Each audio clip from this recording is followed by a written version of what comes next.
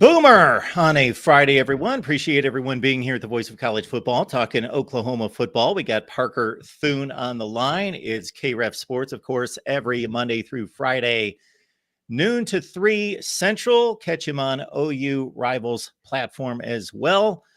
Oklahoma's got a date against West Virginia. They're a 13-point favorite. The over-under, if you're into those things, 58 last I checked. Parker, how you doing today? Doing fantastic, Mark. Always a pleasure. We made mention of this before we started to record, Parker. 7-2, a heck of a lot better than 6-7. And this team, there is no question, this is vast improvement over what we saw in 2022.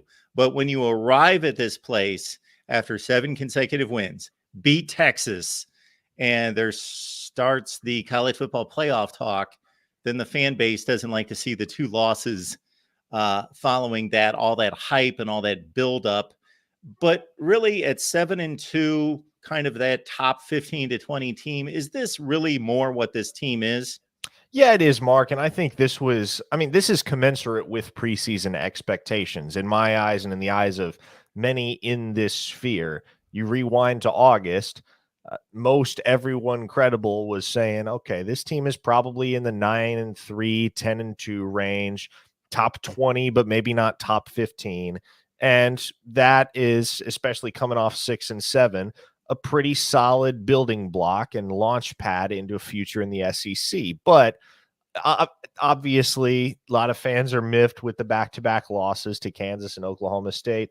As I see it, Mark, this is not your daddy's Kansas Jayhawks, right? This is a incredibly improved Kansas team from where they were 5 years ago or 2 years ago, or even 1 year ago for that matter. And Oklahoma State, man, the turnaround that they have orchestrated this season after that non-conference loss to South Alabama, where many, including myself, just stuck a fork in them right off the bat, man, it's impressive. And so there's no shame in losing those 2 football games, 2 games that came down to the final possession against top 20 opponents. I think, yeah, it is pretty indicative on the large scale. This team's resume right now is indicative of what they are, which is a top 20 team, probably overperformed a little bit to start the season. The win against Texas was impressive, and it was a statement, but they were going to come back down to earth at some point. It was just a matter of how spectacular the crash was going to be. And I believe many fans didn't expect that it would come in the form of back-to-back losses, which is something that is inherently uncommon to the Oklahoma experience. Obviously, they had back-to-back losses on 2 separate occasions in the 6-7 campaign. But prior to that, they lost back-to-back games in 2020. Those were the only 2 games they lost all year.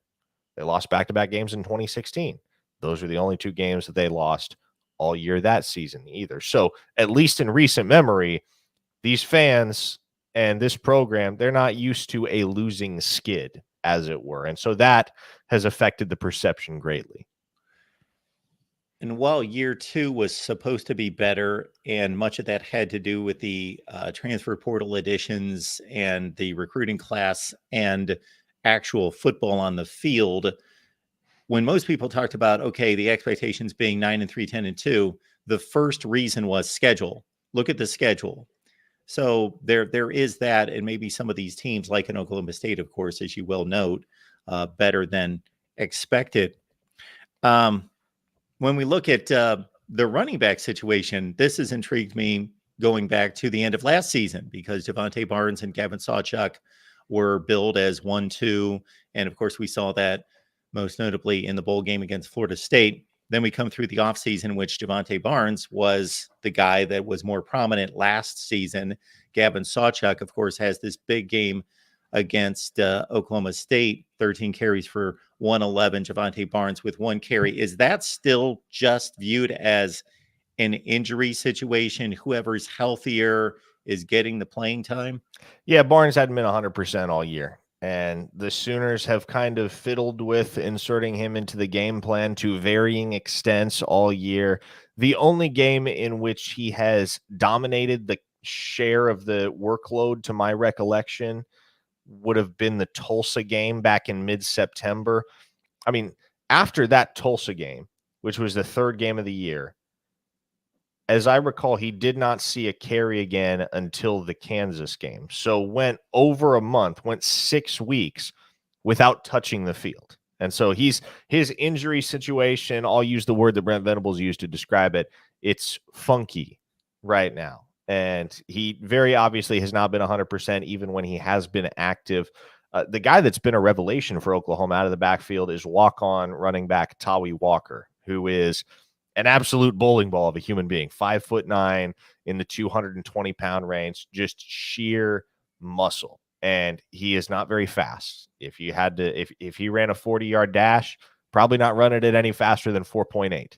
But he never goes down upon first contact, is one of the absolute toughest running backs I've seen at the collegiate level, period, to bring down, and runs so low to the ground that he's capable of bowling over or bouncing off pretty much any tackler that he comes upon in the open field. It often takes a gaggle to bring him down. And so he was not expected preseason to have much of a role in this backfield, but he has drastically exceeded those expectations and really emerged as the number one back in the committee for Oklahoma. Sawchuk's emergence over the last couple of weeks has been an encouraging sight.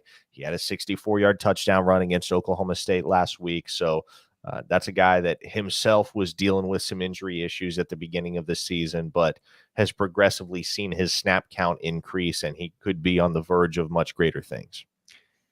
It's, in a sense, Parker, you know this better than I do, dealing with the recruiting aspect of this. It's a dynamic that is somewhat unique to college football, that this is the 5-star, this is the guy that's supposed to be better, and it takes a long time for some of the fan base to get over this guy, regardless of where he was recruited, where he was ranked, has proven to be a really good player. Maybe the measurables aren't there in terms of, the 40 or the other, tangibles, but he just flat out's a baller. He's a gamer. He can play football.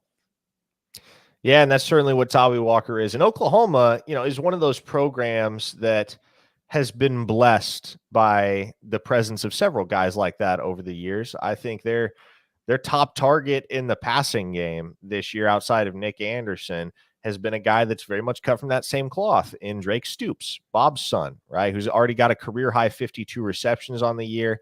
He had 12 for 134 and a touchdown against Oklahoma State. Again, a guy that came to Oklahoma as a walk-on. He's now a sixth-year senior, has never taken anything for granted, and just has continually grinded throughout the season and the offseason to get better and better and better and earn a larger role with this football team. And you think about Oklahoma's identity historically, Mark, those are the types of players that they won championships with. And naturally, the game has changed. The college football of today is not the college football of 25 years ago. You can't really have a championship foundation built upon those types of guys anymore. You got to have some studs. You got to have some 4- and 5-star dudes. But Oklahoma and Nebraska, I would throw into that conversation as well. When you think about schools in the Midwest, I know Oklahoma technically isn't the Midwest, but for all intents and purposes, we're talking about the same region. Those programs, when you think of their championship teams of old, they had that identity. Man, maybe it wasn't necessarily the most impressive athletes. Maybe there were guys that came in as walk-ons, intent upon earning their way, but they did that, and they contributed to the hard-nosed, knock down, drag it out, grind it out style of football that those teams won titles with. It's funny you went that direction, Parker, because I was going to ask you next about Drake Stoops. Of course, not just because of the remarkable game that he had, 12 for 134 on Saturday, but just being one of those guys that I'm guessing that much of the fan base looks at and says, nice player, we appreciate the contribution, but we would like to replace him with somebody who's bigger, stronger, faster, high points the football. But in that slot position that, and I can't recollect, even though I watch most of the games, exactly where they're lining him up. So maybe I'm making an assumption there. The classic example being, of course, Hunter Renfrow at Clemson, that everybody, even with game-winning touchdown passes in national championship games, continued to Disregard is okay. Yeah, he's a nice, it's fun. It's nice to watch. It's good for him. But then he goes to the pros and he's catching 100 passes a year. So there's obvious talent there. I'm not going to try to make that comparison. And I don't know how much you dive into the NFL perspectives, but does Drake Stoops have a future? Well, it's funny you bring up Hunter Renfrow, Mark, because that's exactly the guy to whom I've compared Drake Stoops on many occasions. And I have long said, yes, Drake Stoops is an NFL football player. I expect him to play pro ball one day. And again, you go back to the whole bigger, stronger, faster thing. And that's part of what makes football a beautiful sport, right? Bigger, stronger, faster doesn't always equal better. And Drake Stoops is a better football player than 90% of the guys that might otherwise occupy his position at the University of Oklahoma operating out of that slot role. Man, he is so technically sound, so savvy, and so hard-nosed when he gets the ball in his hands. I certainly view him as a guy that maybe he doesn't get drafted. Maybe he doesn't hear his name called on draft day, but I think that's a guy that will play on Sundays at some point because he's too relentless not to. We've got Parker Thune here to talk OU football. You all know who he is, but it's a good reminder. KREF Sports every Monday through Friday, 12 to 3 Central Time. OU Insider on Rivals as well. Parker, we started to hit on the injury situation at the running back position. Any other concerns across either side of the football? Well, off the top of my head, obviously Oklahoma lost the guy that at that point was their top receiver on the year in Andrell Anthony. You go back to the Texas game. That's when he suffered the injury that's going to cost him the remainder of the season. Defensively, they've had some guys banged up. They haven't had anybody sidelined long-term other than their starting cheetah, Justin Harrington, who 2 games into the year suffered a partially torn ACL that effectively took him out of action. He's going to apply for a waiver, try to come back for a 7th year next season at Oklahoma. So they're looking forward to having him back. But Peyton Bowen has dealt with some ankle issues. Gentry Williams, the cornerback, has had a variety of ailments that have hampered him over the last couple of weeks. Danny Stutzman should return this Saturday after missing the Oklahoma State game. And I mean, you got a few guys here and there. R. Mason Thomas, for instance, his status has been kind of up in the air week to week, just kind of depending on how he's feeling, how he's progressing. But all in all, this is, I would say, relative to most teams in college football, a pretty healthy group right now, other than the typical week to week bumps and bruises. This, of course, is going to be a last look at West Virginia, like it is with just about everyone else in the Big 12, barring, postseason appearances and scheduled non-conference games. But it's been a series dominated by the Sooners. I believe they lost last year in a field goal game, but otherwise have dominated the series. Some interesting games, though. I think of the Will Grier West Virginia team that, played the zany, practically 60-point game, like 58-56, that would have moved West Virginia into the Big 12 championship game. Somebody had a strip sack turnover that was huge in that one for OU, correct? And Caleb Kelly. Okay. And then Spencer Rattler's team that survived on a last-second field goal at home a few years ago. That might have been the COVID year. No, so they didn't play in the COVID year. That game was next canceled. It was 2021, Lincoln Riley's final year and Spencer Rattler's final year at Oklahoma. That was a 16-13 football game, one of the dullest I can recall watching. Yes, Oklahoma doesn't play many of those games. You'd have to move to, the Big Ten Western Division to get used to those games.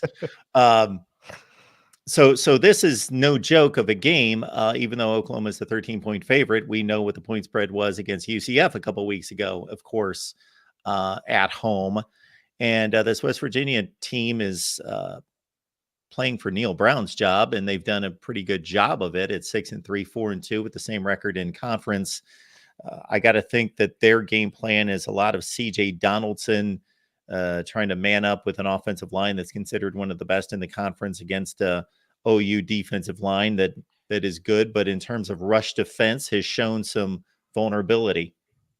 Yeah, and I think the recipe, as it has been the last 2 years for this West Virginia group under Neil Brown, is going to be to muck it up, right? Make the game messy, slow it down, or I guess speed it up, depending on how you're looking at it. But just make this make this anything but a track meet, because you're not going to win a track meet, not with that cast of characters up in Morgantown against these Oklahoma Sooners. And so you look at 2021, that was how West Virginia was able to hang with Oklahoma throughout the football game, is they managed to slow the game down, control the tempo, keep Oklahoma's offense in check and keep them from finishing drives with touchdowns.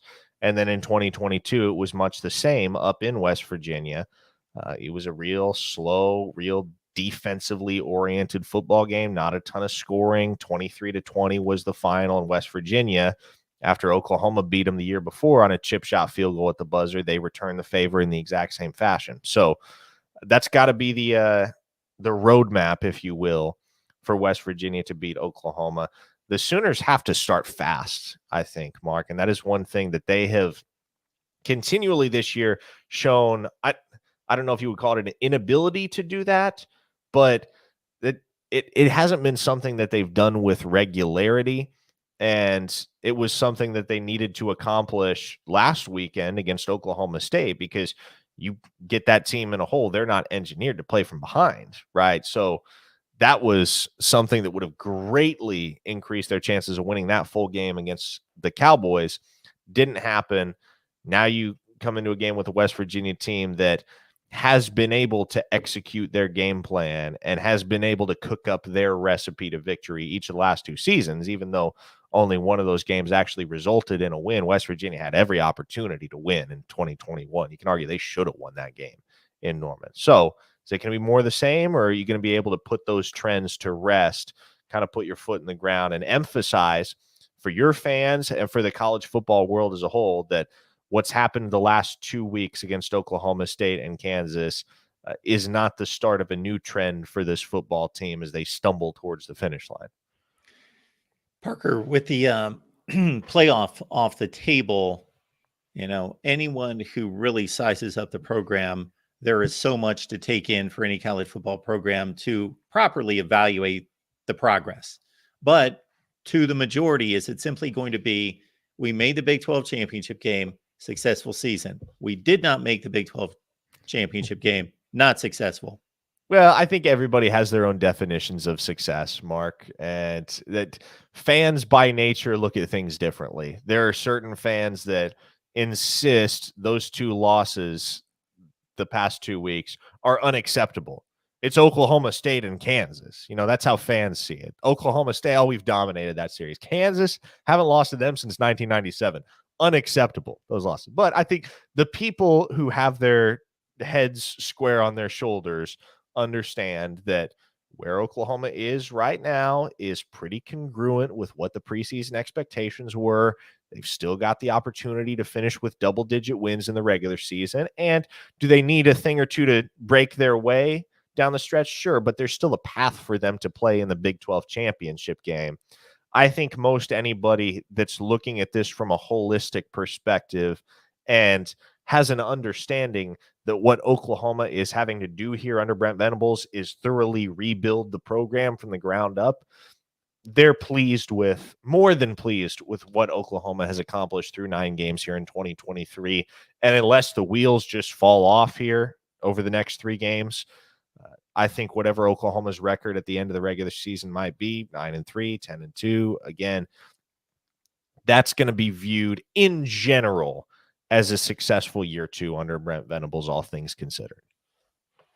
There's a log jam at the top of the Big 12 that was super muddled a week ago, but there's a lot of clarity given that Oklahoma State won this game.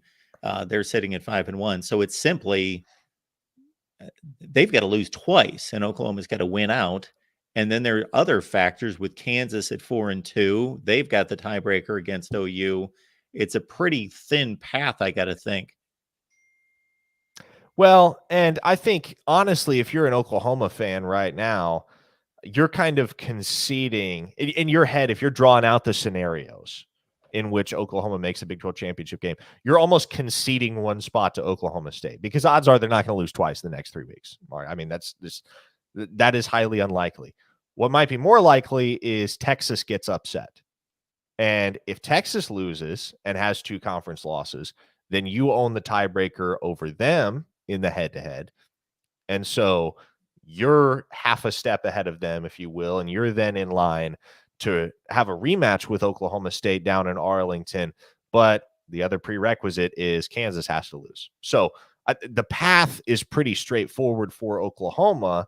It's not an incredibly likely path, but as long as Texas stumbles somewhere along the way, and as long as Kansas stumbles somewhere along the way, I don't know that it is entirely that simple, because there are a whole bunch of tiebreaker scenarios that always come into play and make things more nuanced than they look at face value. But if you're an Oklahoma fan, you don't really care what happens with Oklahoma State the rest of the way. You're focused on Texas, you're focused on Kansas, and hoping that both of those programs slip up down the stretch. I wasn't thinking that through. They've got the tiebreaker on Texas. They're the team that I think everyone already just has automatically slotted into the Big 12 championship game, and that everyone else is inferior. But yes, the head-to-head, and therefore Kansas State's not necessarily the favorite team of Oklahoma right now after what they messed up in overtime last week. They could have really made it for a fun situation. Yeah, no doubt. That was that was a game. Well, at that point, though, that kicked off at 11 a.m. Bedlam kicked off at 2:30 p.m. At that point, you didn't really care whether Kansas State or Texas won that game. OU fans were just kind of focused. Their one-track mind was focused on winning Bedlam. And obviously, now that didn't happen, you look back on it and say, okay, well, probably would have been better if Kansas State had won that game for OU's sake. But even so, Kansas State wins that game. They're right there at the top of the conference with only 1 conference loss right now. So it was almost as if that was an elimination game between Kansas State and Texas for a Big 12 championship berth, or at least a shot at a Big 12 championship berth. Now, I mean, the chips have fallen just so, and you got to root for a Kansas loss. You got to root for a Texas loss if you're an Oklahoma fan. And Parker, for those folks that are strictly championship or bust, I'm sure the message boards are already crammed full of SEC type talk. You know, what are we going to do in the SEC? What's it going to look like in the SEC? Which I wouldn't even touch at this point, because the offseason is so long. It's the longest in sports for college football fans that we can get to it there, except we do have a national signing day in 5 weeks? Less than 5 weeks away from the early signing period. So your thoughts about Oklahoma's class, and if not just that ranking looks where it should, but the entirety of the class, positional needs, all of it. Yeah, it's a great class, Mark, and a very, very balanced class. I mean, there are many in this market who have been covering Oklahoma for much longer than I have that would concur with the assessment that this might be Oklahoma's most balanced class of the 21st century. When you're talking about a truly elite recruiting class, right? It's easy to have balance without top flight talent. Oklahoma has both. They've assembled a wonderful class on the defensive side of the ball. They've assembled a wonderful class on the offensive side of the ball. It currently ranks 6th in the nation in our Rivals.com industry rankings, and they still are eyeing a couple targets here down the stretch. Offensive tackle Grant Bricks, a top 100 player in the nation from the state of Iowa. He's going to be down in Oklahoma for an unofficial visit this weekend, and the Sooners hope to lock him up, add him to the class, and then they'll be hosting a cornerback from the state of Florida by the name of Cameron Campbell on an official visit this weekend. And that would be, get this, Mark, the 8th defensive back in this Oklahoma class if he were to jump on board with the Sooners. So it's a heavy one right now. 27 scholarship commits already. That number could touch or approach 30 by signing day, but this is the new name of the game. It is over-signing, if you will. It is addition by subtraction. You got guys that aren't going to cut it. You sit them down, say, hey, listen, probably best for you to explore options via the portal because we don't have a viable path to the field for you here at Oklahoma. So it's a cutthroat world we're living in here in 2023. That is the new norm with the portal and with the way that the game has changed. But that's also part of overhauling a roster, which the Sooners needed to do badly when Venables got to town, because that had become a very one-dimensional football team. And it's not something that you flush out and weed out in the span of a single offseason, right? I would say it's not till 3-4 years into the Venables era that you will have completely overhauled the roster to your exact specifications. And so that process continues this offseason. There's all sorts of people that are going to roll their eyes as soon as I bring up this name, but I'm going to do it anyway because there still is a connection and fascination. And Sure. I rarely do it, but I'm going to do it here because we've got a USC channel, a USC show. And so Brent Venables has brought up all sort, and for much of the season, it was, well, USC so much better than Oklahoma. I'm talking about the rhetoric on the other channel, USC so much better than Oklahoma. And then suddenly within 2 weeks, it's, look at what Brent Venables is doing. This is horrible. How this is unacceptable. So just in terms of OU fans keeping their eyes on Lincoln Riley, USC, of course, they're moving conferences as well, but having all sorts of issues on the defensive side. And, old friend Alex Grinch is now unemployed. Yeah, well, I mean, it's very interesting how the narrative has flipped, hadn't it? Even nationally, between the whole USC Oklahoma divorce, the Riley Oklahoma divorce, if you will, and the move to USC. And of course, those two programs, as long as Riley are there, are going to be stacked up and compared. But I think it boils down to philosophy, right? Riley got to USC and he was looking for microwave results, which he got, to be fair, in year one. Brent Venables got to Oklahoma and said, okay, we're going to use the crock pot with this thing. It might not happen right off the bat, but we're going to have this program continually building towards championship contention with the goal of being there when we arrive in the SEC. And here's the thing, Mark. 2024, as we look ahead to next season, yes, Oklahoma is going to make the transition to the SEC, but there's another huge change happening in college football, and that is the expansion of the playoff to 12 teams. And with the SEC being quite clearly the most loaded league in America, especially after OU and Texas arrive, you might not have to finish top 3 in the SEC in order to sneak into the college football playoff. So championship contention in the SEC, that standard, that designation affords you a lot more room for error than the Big 12 in the era of the 4-team playoff. So I think Brent Venables approached this job at Oklahoma with the understanding that, okay, first couple years I'm here, we're probably not going to be playing for a berth in the college football playoff, and that's fine. But when we get to the SEC, especially given the added margin for error that we will have as an upper echelon program in the best conference in America, we're going to be able to cope with 2, 3, maybe even 4 losses over the course of a season and not have it derail our mission and still be playing meaningful football with a chance to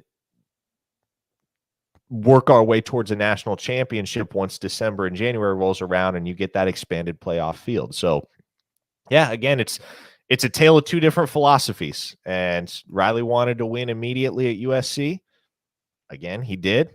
But much like Sonny Dykes and TCU, what's the nature of a microwave, Mark? 1 second, it's to 350 degrees heating your food. The next, you open up the door and it's room temperature, completely cool. And it's been that way for TCU this year in 2023 as they've come back to earth.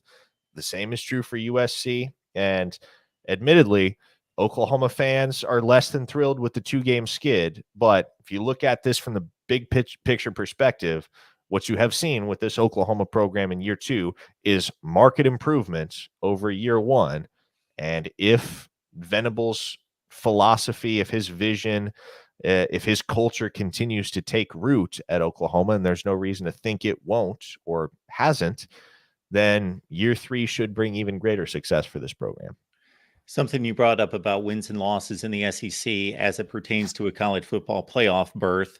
And there could be a great argument about the 4 additions from the Pac-12 improving the Big Ten and how you measure that out versus the SEC. But we will see it on the field. 10-2, history will show you if you run all the models of what it would have looked like for all these years. 10-2, you're safe in pretty much any conference. 9-3, that's where you need that SEC lean because you're about 15th in the country between 10 and 15. And yeah, it's going to be fascinating because there has been given preference to the SEC, but they have earned it based on past results, certainly. So how much of that reputation moves into the new format and versus just actual, of course, results on the field in non-conference play is going to be very interesting. Yeah, no doubt. And I think when you look at the landscape of college football in 2023, there actually doesn't seem to be that wide of a gap between the SEC and the rest of the nation. At least not as wide as there has been in the past, right? Georgia is very clearly one of the top teams in the country. Alabama, they had to kind of shake off some early season doldrums, but they're right there as well. Beyond Georgia and Alabama, I mean, you kind of have a drop off where you don't really view anybody else in the conference right now as a true championship contender.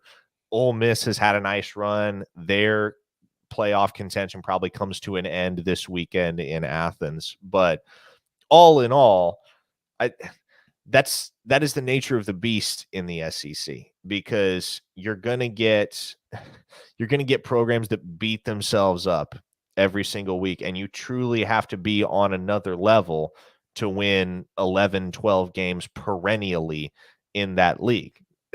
Tennessee, LSU, Ole Miss, you look at any of those teams in the second tier of the SEC, you could make the argument they'd run just about any other conference in America. But especially because you're dealing with a 4-team playoff these days, they're never going to sniff that field because it's virtually impossible, again, unless you have recruited and developed and are coached on the same plane as Georgia and Alabama, to be able to get through the grind of that SEC schedule and have maintained a level of play that allows you to vault into the top 4 at season's end. So life's going to get a lot easier for the SEC and all of the teams therein, I think, once the 12-team playoff arrives, because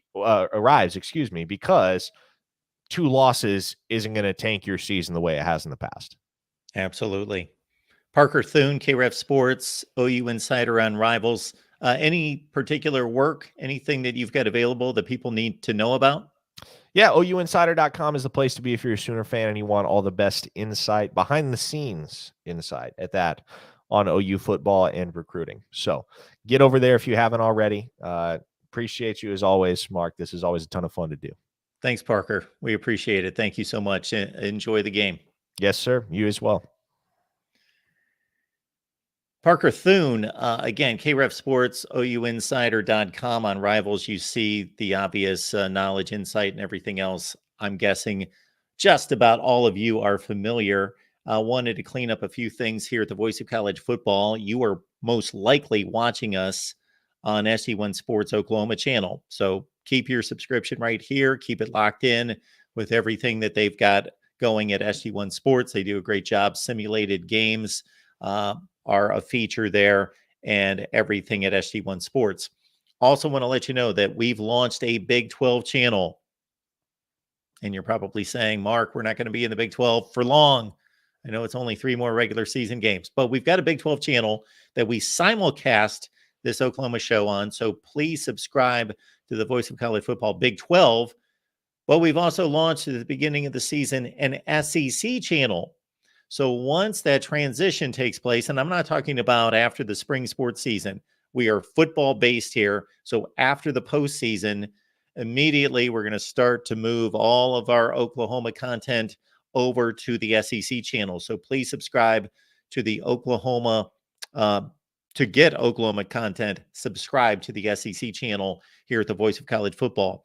I let everyone know during a brief version of OU Sooners Live on Thursday that we've got a few changes going on. Jason Ray's not able to join us quite as often. A lot of work obligations and responsibilities for him, and we appreciate Jason, because otherwise that number that you see in the banner, 137, that's the number of shows we've delivered here for OU Sooners Live. So that's almost 3 full seasons every week.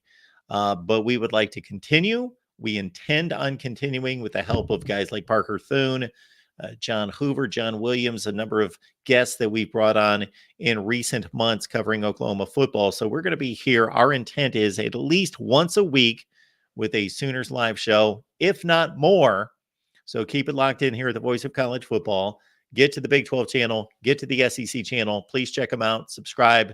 You're going to see a lot of great content there as well. Let me know if there's anyone you would like to see on our broadcast here covering Oklahoma football. Let me know that as well. Enjoy the game against West Virginia. OU a 13-point favorite, over under at 58, trying to move the record to 8-2 and hope for the best elsewhere in the conference to get back to the Big 12 championship game. We appreciate your help and support. You can support at Venmo, PayPal, and Cash App. Just search Mark Rogers TV. Thank you so much, and we will see you soon over on the main channel. Keep in mind, the Jim Harbaugh saga continues. Who knows? Maybe he's suspended by now. I've not checked the news for the last 30 minutes, but a suspension may be imminent. I personally don't believe that's going to happen, but I've been wrong in the past. So we will be on Jim Harbaugh's suspension watch on the main channel, and we'll go live if that happens. Otherwise, we've got a late night call-in show. So please join us on the main channel, folks. If you're not aware, we've got a main channel. We do call-in shows all week. Talk college football with us here at the Voice of College Football. Have a great football weekend.